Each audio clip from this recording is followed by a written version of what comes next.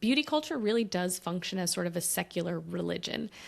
When you think of worship as sacrifice, as where are you dedicating your time, your money, your tithe to the beauty industry, right? Like so many of our resources are funneled into the pursuit of beauty.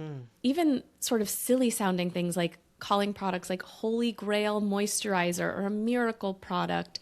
There's so much religious language baked into just the normal everyday ways that we talk about beauty. There's a morality component to it. Hello, hello. I'm Brittany Luse, and you're listening to It's Been a Minute from NPR, a show about what's going on in culture and why it doesn't happen by accident. Today on the show, we're unpacking the fraught relationship between beauty and power. I'm joined by Jessica DeFino. She's a reporter, critic, author of the Flesh World substack, co-host of the Mess World podcast, and the writer of The Guardian's beauty advice column, Ask Ugly. Jessica DeFino, welcome back to It's Been a Minute. So happy to have you. I'm so happy to be back. All right. I want to hop right into it. So the gradual release of the Epstein Files has been a lot to process, I think, for everybody. And, you know, especially as the people named in the files come from just about every sector of American life, right? Education, tech, politics, business, and as we are about to discuss, the beauty industry. You've been keeping tabs on all of this as the files have been released. Tell me how the beauty industry has shown up in the Epstein Files. Yeah, there are quite a few major beauty industry players showing up in the Epstein Files. Really interesting one to me was Deepak Chopra. Deepak Chopra named in the Epstein Files. Yeah. Some very concerning emails between the two of them where Chopra was saying things like, God is a construct, cute girls are real. Obviously, Chopra is a huge influence in the wellness space, and he was just gearing up to launch a beauty spin-off with the skincare brand Augustinus Bader. They were launching an AI platform for longevity and wellness that included in-person beauty treatment. So he was just about to officially enter the beauty industry, and this collaboration has been canceled since he's been named in the files. So that's a lot to process. Deepak Chopra actually posted a statement on X in response to his email being released in the Epstein Files. He said, quote, "Some past email exchanges have surfaced that reflect poor judgment in tone. I regret that and understand how they read today, given what was publicly known at the time. My focus remains on supporting accountability, prevention, and efforts that protect and support survivors." I was, poking through the emails myself and found that Epstein did own 10,000 shares in Allergan, which was the maker of Botox Cosmetic and Juvederm. So financially investing in the injectable space as well. Jeez. Okay. So, you recently wrote about all this in your Substack, breaking down all the beauty industry connections that you had seen thus far. Why did you think it was important to point out how the heads of beauty brands have been entangled with Jeffrey Epstein? I think it's important to point out because the language that the beauty industry uses and the language that consumers use to talk about their own love of beauty is so often focused around self-care and empowerment and self-love. And I really just think the values that the people behind these brands hold are completely antithetical to that. So I think a big point of my work is to question this conflation of the industry and self-care and empowerment and who decides the beauty ideals that we feel compelled to embody, right? And are those ideals that we want to uphold ourselves? Well, I'm so glad you bring that exact point up because, when you talk about the beauty ideals, right? The beauty ideals that have been profitable to sell for a lot of these businessmen, right? Like the same multimillionaires and multi-billionaires that profit from our adherence to beauty standards, right? These beauty standards are smooth skin, thinness, hairlessness. These are traits often found in children. It seems like a good moment for the beauty industry, like from brands to influencers to retailers, to pause and reassess.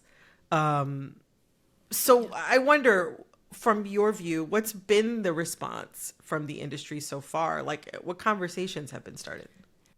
I think there's been a big response from consumers, especially in reaction to the work that I've put out so far, that's kind of been shock.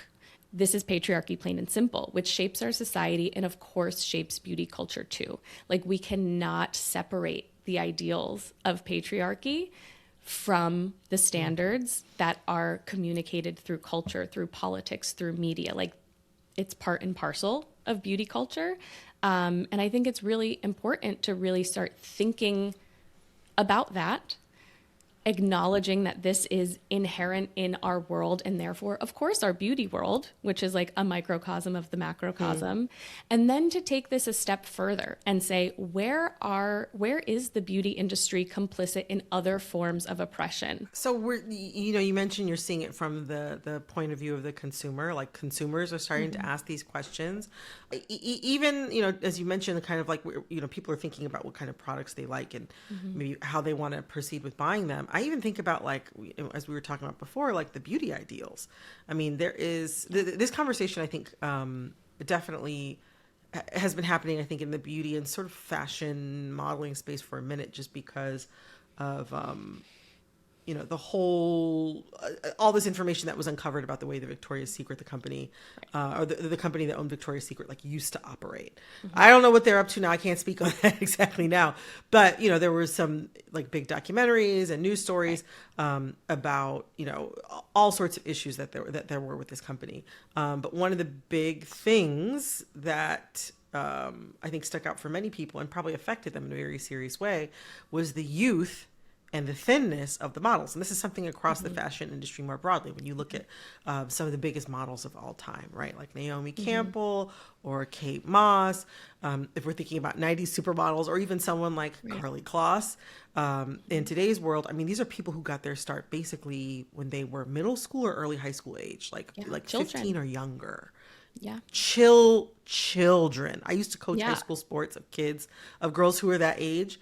And I was like maybe only 22 or 23 or something like that, 23 or 24 at the time. Yeah. And it was wild to me how, like, I felt like I still remembered kind of being in high school, but they still seemed like babies to me. Yes. So many. Yeah. I mean, but that age group in many ways sets the beauty standard for myself now as an adult woman of 38. If I go into, a beauty retailer or to a clothing store, when I look to see, at the big sort of like end cap advertisements, or the, like if you go into like a big box store and they've got like, like the big, huge photos on the wall of people like modeling the clothes or the makeup or whatever. Right. Very few of those women are 38 or older. No, yeah. We're not getting a lot of representation out there. Not getting a lot of representation, but, and I'm by no stretch of the means am I old. I'm not even technically middle-aged, right? But I mean, this beauty standard of literal children is something that is so pervasive. Yeah. I'm not even sure that we are, I'm not even sure if we're prepared to unpack it as like a culture. No. And I mean, this is something that has been at the center of beauty culture for a really long time. And there are so many intersecting forces that make youth seem desirable. But I'm thinking, Brooke Shields in the 80s was 15 in that iconic Calvin Klein commercial, right? Kate Moss in her 90s. Nothing comes between me and my Calvins. My Calvins, yeah. Yeah, like very sexual and that was a child. Kate Moss was 17 at her big moment in the 90s with Calvin Klein. And then I just think of all of the glorification of like literal like babies and children in the anti-aging space. Like lotions promise baby soft skin, collagen creams, plump bouncing baby skin. There are products called like baby facial. There was even a column a couple years ago on Into the Gloss called Operation Goo Goo Gaga. And it was like a monthly column on how to anti-age. Yeah, like some really dark stuff happening that is just sort of considered normal in the day-to-day parlance of the beauty industry. But I mean, this goes back again decades. I'm thinking of like Lolita emerging as a beauty icon in the 60s with the Kubrick Like the movie. total opposite of the intention of the book also. I mean, this is one of my biggest pet peeves in beauty, but I mean, there were products called like Young Blush that gave you the look of innocence in the 70s. Innocence is sexier than you think was a tagline in like 1974. Oh my gosh. I know. And like as we're primed to be thinking of the Epstein Files and how that's relating to beauty, I think it's casting some of these older uses of this like fetishized youth ideal in a darker light, whereas it kind of passed by at the moment as like, oh yeah, this is just what's beautiful. But also, I mean, I also remember 20 years ago, maybe a little longer, being a teenager when like Ashley and Mary-Kate Olsen and like Lindsay Lohan were like about to turn 18 and there were like countdown websites until they were legal. Like that was something that wasn't, I mean, I can remember a time where like I felt a little uncomfortable about that, but the broader culture kind of didn't. So yeah, I mean, I guess I can't be fully surprised that yeah, innocence is sexier than you think would have been a tagline at some point, because like, 21 years ago, there were a bunch of grown men, 21 or 22 years ago, there were a bunch of grown men like waiting for the Olsen twins to turn 18. Very bizarre, but also, like you said, it's been something that's been interwoven in our culture for some time. And it's banal. Like, yes, this is the culture.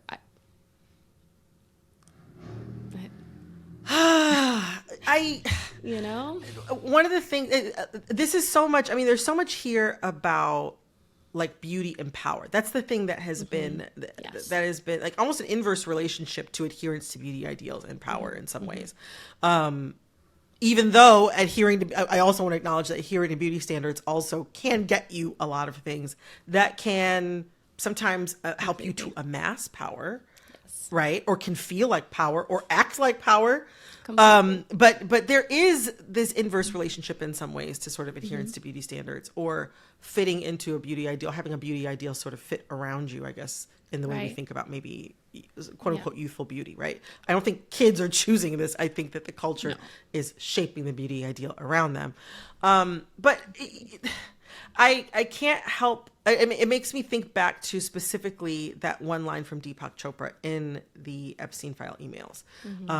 On your podcast, Mess World, you pointed out that, author and spirituality guru Deepak Chopra, is in the files, and he says this line that you mentioned earlier.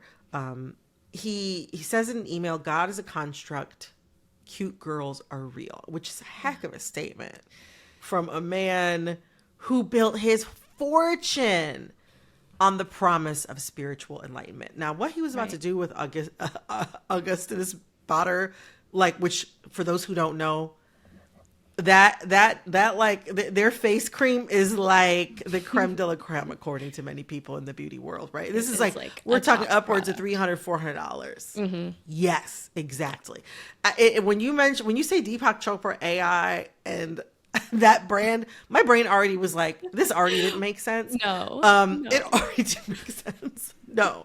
But it's still so wild to me that is a thought that he had and something that he committed to, I guess, email.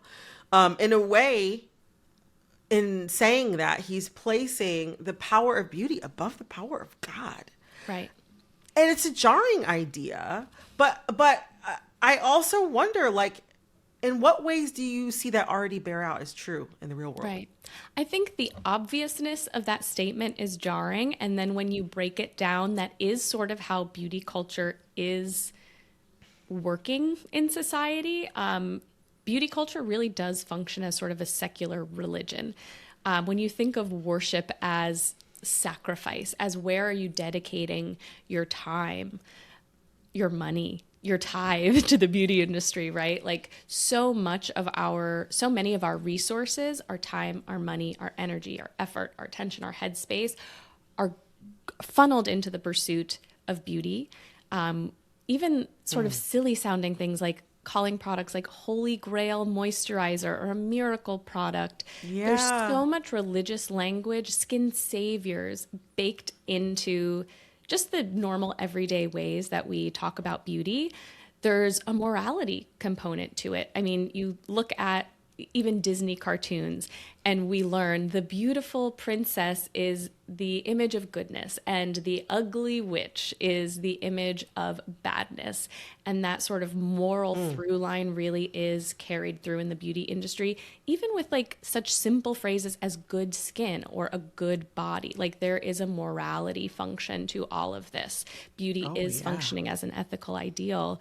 And then once you think of the pursuit of beauty as self-care, self-love, self-improvement, betterment, trying to become a better version of yourself, like that is a function that religion has historically served. And as society becomes more and more secular, we still have these urges, right? We still have these human urges to want to believe in something bigger.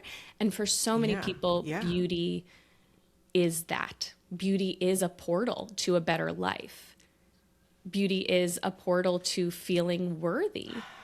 And yeah, I don't think the idea that God is a construct, cute girls are real, is that far off from how beauty is functioning for many people on a day-to-day basis.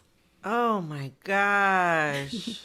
There is like a type of, how do I put it? There is like a very acceptable type of near religious adherence to beauty standards that would be almost unacceptable, and like I mean that would be unacceptable in almost like I think any other area of life. Like if like the degree to which many people adhere or are expected to adhere to beauty standards, or at least when I say many people, I'm thinking like women, femmes. But we had a conversation recently about about looks maxing among men, specifically among Black men, right? And men more broadly. And one of the things that we came up against was like a lot of queer men and women are expected to fulfill a lot of these things anyway, and for quite a few reasons, it seems almost abhorrent to see men kind of fall into beauty standards. But anyway, I there's like a level of adherence that is totally normal for beauty, or really devotion that's totally normal for beauty. That would be like weird, I think, if someone were to apply it to food in the same way, or were apply it to well, when it's applied to food or exercise, right, we call that disordered. And I very much believe that a lot of the beauty behaviors that are being mainstream today are disordered, obsessive, and not for our physical or psychological well-being. They actually often have detrimental effects physically and psychologically. But yeah, I mean, I hear what you're saying and I agree so much. And beauty standards are never only beauty standards. They intersect with health and hygiene and class and power and status and autonomy. And care. And so it's really hard to deconstruct, like, what is an unrealistic beauty standard and when is my routine actually part of like my health and well-being and hygiene? When has it gone too far? When has it not gone far enough? And I think what I come back to is the data that shows that these unrealistic beauty standards, this obsession with a sort of aesthetic perfection, are correlated with higher instances of appearance-related anxiety, depression, facial dysmorphia, body dysmorphia, disordered eating, obsessive behavior, self-harm, even suicide. So that is so important to keep in the conversation, especially when power or empowerment, or even the concept of like adhering to beauty standards as survival is part of the conversation. We really have to weigh all of these different factors, because it's never just an economic boost. It's like, you know, when we seek power through beauty, we have to give up our power to beauty, give up our power and in terms of like time, money, attention, energy. Like these are finite sources of power that we hold.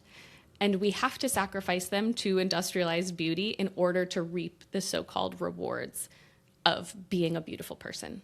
Oh, I want to end today thinking about another way that I think a struggle between beauty and power is showing up in our culture. And one you probably remember, all this recent controversy surrounding Tyra Banks and her role as the host and Right. I think executive producer at some point of America's Next Top Model. Mm-hmm. A recent Netflix documentary called Reality Check Inside America's Next Top Model, it digs into the history of the mega popular reality competition show. And hindsight is not looking too good.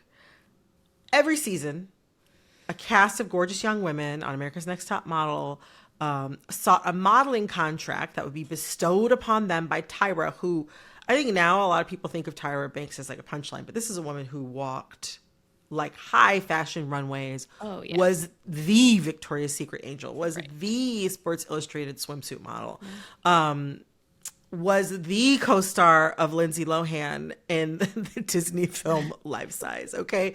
Tyra was really it. She was really it. I mean, this woman had real power and a legacy in the modeling industry.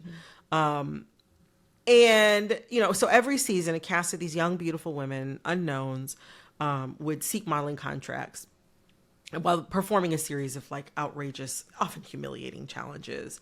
They would often, one of the big episodes that was always like a tent pole of the season was when all the girls would get makeovers. And, so I remember one woman coming in, gorgeous South Asian woman, and Tyra was like, "Oh, your hairline's too low, so we're just gonna pull it up." And they removed her hairline, or the hair along her natural hairline, and they moved it back. Yes. There was another young woman, a young Black woman, also devastatingly beautiful, as the girls on this show tended to be, right? Who had a gap between her front teeth that I think just augmented everything that was gorgeous about her already. Yeah. And a signature. And Tyra like made her close her gap. Like she had to get the gap between her teeth closed. Tyra Banks actually did have a statement in response to closing Danny's tooth gap on America's Next Top Model. In the Netflix documentary, Reality Check, Inside America's Next Top Model, she states, "I've actually apologized for the issue with Danny and what happened. There were agents that would tell me she will not work with those teeth. That's what they told me. And again, I could have just been quiet and let them handle it. But that's hindsight is 2020 for all of us." So, while a lot of the stunts on America's Next Top Model were extreme at best, right? It was still a very popular show with a long shelf life online. I mean, there are countless memes referencing the show, even though it was rife with anti-Blackness, homophobia, fat shaming, extreme body modification, and dysmorphia. The list goes on. And many of the show's most damaging, painful moments were delivered or at least orchestrated by Tyra Banks herself. I wonder, what does it say that our ideas about beauty and power have been shaped by a show like America's Next Top Model, or just shaped more broadly by the entertainment that we consume? I mean, this is a woman who's from a position of power in the beauty and fashion industries, cover girl. She was the cover girl, right? The girls were supposed to get a cover girl contract. I think that was a part of the show. They were meant to have some business relationship with cover girl at the end. This is a woman who she's quite literally acting as a gatekeeper on the show. And and before you can even really get deep into the competition, you have to submit to whatever she thinks you should. Even if you came down with hair to your butt and she said, "Chop it off, give her a blonde pixie," you were going to get your hair chopped off and get a blonde pixie. It was a very severe and literal application of prevailing beauty standards. What does it mean that we took that in as entertainment? So much. I mean, I think it's clear that Tyra Banks internalized these lessons that she was taught in the modeling industry and then externalized those lessons like pretty violently on the contestants in her show. And I do think that like watching the documentary, there were so many times when the judges or even Tyra would say something along the lines of like, this was a different time. But I remember watching the show and being shocked by the treatment of these girls or the themes of the photo shoots. It really wasn't that different of a time. And I think a lot of people watching the show like knew this was problematic. I think what it says is there's a sort of voyeurism to watching these kinds of shows. And we might watch them with skepticism or even judgment and be able to say, oh, that is out of line, or that is wild, or that is wrong. And yet being confronted with it as entertainment, we can't help but internalize some of that ourselves. And I think America's Next Top Model was like very ahead of its time in certain ways where it taught people how to create the perfect image of themselves. And then we get the birth of social media and Instagram, and everyone is sort of vying to become America's next top Instagram influencer or something. Like we learned how to manipulate our own bodies and our images to present ourselves for public consumption from that show. And even if we were watching with sort of like a side eye at the time, you can't like unlearn those lessons. You were learning like what made somebody worthy of attention or worthy of a CoverGirl contract.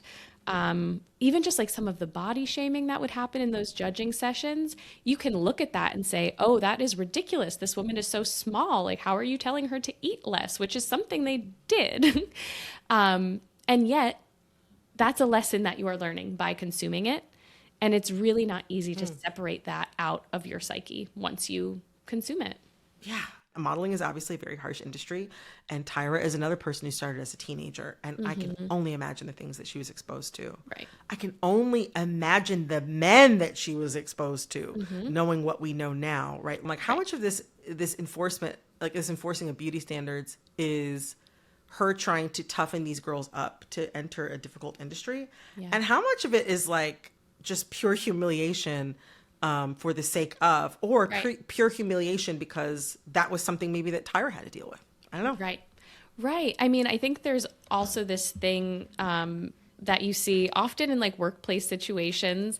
Sometimes like the women higher up want to make you deal with the things they had to deal with. I've had like many wonderful bosses who haven't done this. And then I've had some really critical, horrible bosses who have, and they're like, suck it up. This is what I had to deal with coming up in this industry as a woman. And I think that's sort of part of girl boss culture, with which Tyra was very much a part of, is like sort of recreating the trauma of like patriarchal institutions now with a woman at the top, which gets, I don't know, it's hard to like separate all of those things out.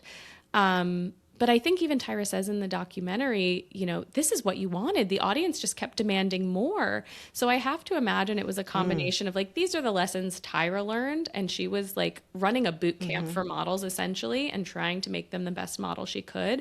And then there's also an element of like shock factor and creating something shocking and horrible that people were going to watch in this like sort of horrified glee and keep tuning in week after week. I think that was probably all part of it. And what really struck me about the documentary, I don't know if you noticed this, in the beginning, there was all of this talk about how Tyra started the show to expand the definition of beauty in the modeling industry. And I had completely forgotten that that was sort of a core tenet of America's Next Top Model, was to change who the modeling industry saw as beautiful. And that was really part of the launch of this show. They were going to take models who didn't have like the normal height requirement or body requirements. It was like very big on including women of color so that we could show the standard of beauty shouldn't always be white. These were all like part of the founding of America's Next Top Model, and it is wild to see how quickly that really went out the window over the course of filming like 20 something seasons. Like it really was not about expanding the ideas of beauty, but forcing these contestants to like reshape themselves to meet the standard of beauty. Makes me think back to what you were saying earlier about like in the pursuit of beauty as a means to obtain power, you do have to give up some of your power to beauty. And obviously America's Next Top Model and Tyra Banks is a very extreme version of this. And I think, as we were talking about earlier, like the industry that she comes from, so much harm is baked into the business of modeling. That I can only imagine the sorts of things that she was exposed to, probably far too young. And so I know that Tyra and I are not coming from the same place, right? We don't have the same experiences. And I can't really know what it's like to be in her shoes. But it really, all that said, this show and the success that she got from it, possibly to the detriment of the young women who appeared on the show as contestants. It's such an apt example for like pursuing power through beauty. And just how faulty of a premise that is, but also how hard it can be to sort of disentangle yourself from. Right. And that there is like no guarantee of success, even if you are the most beautiful woman in the world. It's not a guarantee that you will have success or power or wealth or fame or whatever it is you're trying to get. And I don't know. I think the power we imagine we will get through beauty is rarely ever like more than or even equal to the power we give up in pursuit of beauty. And I think, America's Next Top Model probably is a really good example of that. Well, Jessica, you have said it all. Thank you so much for coming back and joining us on the show. I am so glad that I got to unpack all of these. I don't know, this sort of, there's something with beauty and power in the air right now. And I'm so glad that I got to unpack that with you. Thank you so much. I'm so glad you thought of me. Thank you for having me. That was reporter, critic, and author of the Flesh World Substack, Jessica DeFino.